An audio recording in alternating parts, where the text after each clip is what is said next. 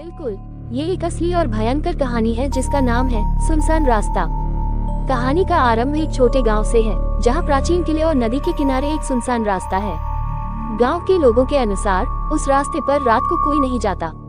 उन्हें लगता था कि वहां कुछ अजीब भूतिया एहसास है, कुछ अनजान, और उन्हें डर लगता था। एक रात एक युवक जिसका नाम अर्जुन था, उस रास्ते के पास चल रहा था। वह जानना चाहता था कि क्या वास्तव में उस रास्ते में कुछ खास है या ये सिर्फ एक लोगों का विश्वास है। धीरे धीरे वह आगे बढ़ता गया और रात का समय बढ़ता गया। अर्जुन को अपने आसपास का वातावरण सुनसान और भयानक लगने लगा। धीरे धीरे उसका दिल उससे डरने लगा, लेकिन वह अभी भी आगे बढ़ता रहा। अचानक एक भयानक आवाज उसके कानों में आई, रुको। अर्जुन भयानक आवाज को सुनकर थम गया। उसने आसपास देखा, लेकिन कुछ दिखाई नहीं दिया। फिर से वह चलने लगा, लेकिन उसे लगा कि कोई उसके पीछे है। एक अजीब सी ठंडी हवा चल रही थी और उसकी नजरों के सामने कुछ भयानक भूत दिखने लगा। उसने घबराकर बाहर देखा और वहां उसने भयानक भूत को देखा जो उसके होश उड़ा दिया।